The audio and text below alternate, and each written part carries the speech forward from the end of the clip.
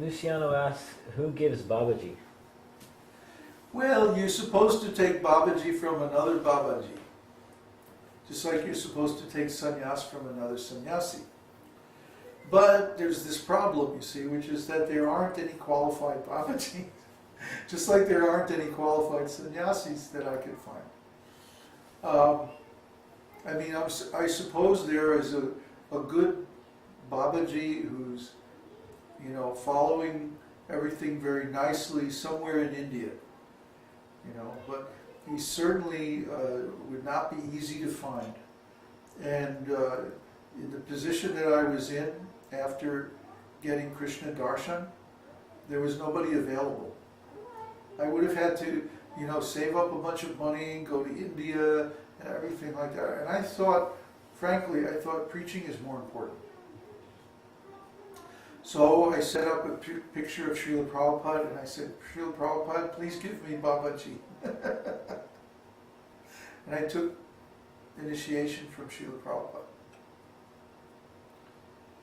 So there's a precedent for this, by the way, that Bhaktisiddhanta took sannyas like that from Gaur-Kishore Das Babaji Maharaj.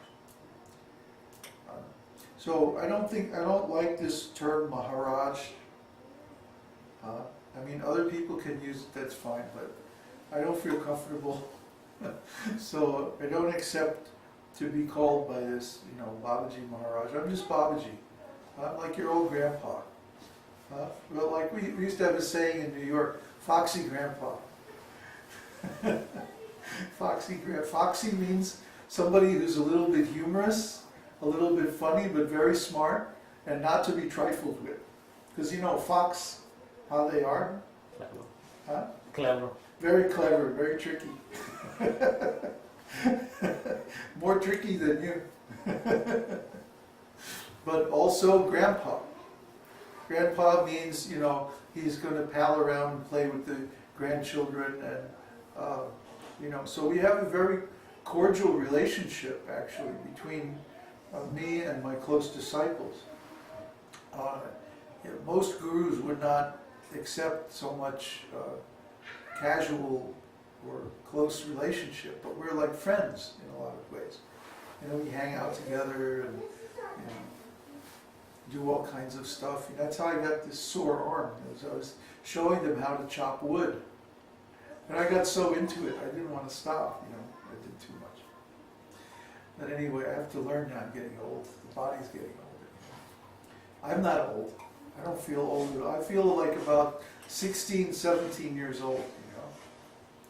And that's on my old days. But when it's just me and the lion, oh, you know, we just act like kids. Because this is where the fun is. This is where, you know, who wants to grow up and have all these responsibilities? It's just too serious, you know. It's not fun. So, devotee actually remains youthful forever. I feel today, I don't feel any different in my consciousness than I felt when I was 16, 17 years old. I have the same energy, the same, you know, enjoyment of life and like that. But now I feel I have all the knowledge. Boy, if I could be 16 again and have this knowledge, oh boy, I'd be dangerous. As it is, I'm fairly harmless, so don't worry. Anyway, the disciples, their duty is to serve the spiritual master. And this is not because the spiritual master likes to control people, or shouldn't be. It should be because, first of all, they have love and gratitude for the teaching that they're receiving. And second of all, it frees the spiritual master to do more preaching. See, if I had to cook for myself and do so many things, you know, to take care of myself, I don't mind. I did it for so many years, so what's the problem? But it would take up too much time. And that time that now I use for preaching. You know, so when somebody sends me an email, I usually get back with them, you know, at most the next day or so, or if there's any question on the internet site, I usually respond, in a couple hours or something. I couldn't do this if I had to spend more time taking care of myself. For example, when I was doing all the cooking in Mexico, I would sometimes get overwhelmed because there were so many messages on the forum. So it's very nice that the devotees can take care of things, and it may seem sometimes very routine and dull. Well, what's the difference between being a householder and being in the ashram? I still have to wash the floors and clean the bathroom and do the laundry and cooking. Well, yeah, you still have to do that no matter where you are. But this is giving you so much spiritual advancement, because just like I get some percentage of your pious activities when my disciples chant and study Shastra and do so many nice services. Similarly, you get a chance,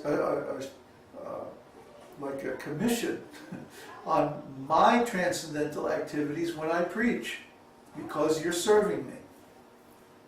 You see? Because of that service relationship. You're serving me by taking care of my necessities. I'm serving you by giving transcendental knowledge. See? And so if you help by taking care, then you also get some percentage of that pious activity from my preaching. See? It's just like a king. A king is a leader. Any leader, any responsible leader, they get some percentage. Usually it's calculated like 20 to 25% of the sinful and pious activities of the people who follow them. See, they have to take both. So that's why we're very, very careful about only taking very good, qualified people as disciples. We don't want to have to take their sinful reactions. We would spoil everything. So anyway, as usual, I've rambled on, and it's the middle of the night now. But do we have any more questions? Yes, one more. From Mother Swati. Please accept my humble obeisances, Babaji. In one of the previous darshans, about a week or so ago, you had mentioned to the effect that if we are not at the level of Brahman, or Paramatma realization, we can take the initiation now, but we cannot really follow through with it. Please elaborate on it. Well, all that means is that if you're not Brahman realized, you're not on the Brahma-bhuta platform. So how can you follow the rules and regulations of the initiation? See?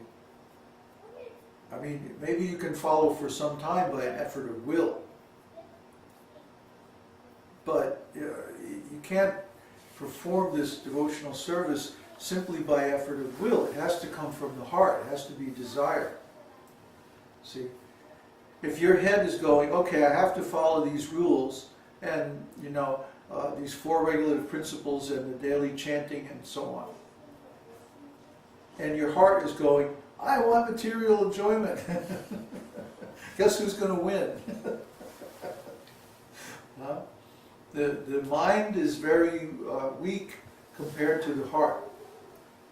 Intellect is weak compared with desire. That's why Krishna says, what use does repression accomplish? A man is going to follow his own nature. See?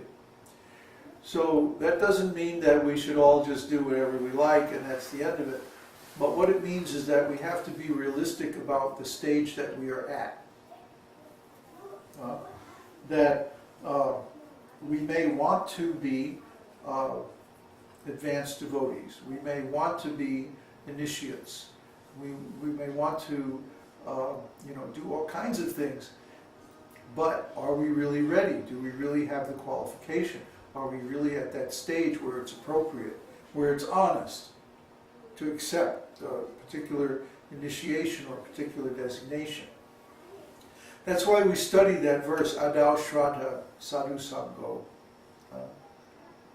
Tata. What's that? Bhajan Kriya. Yeah. Tata Bhajana Kriya.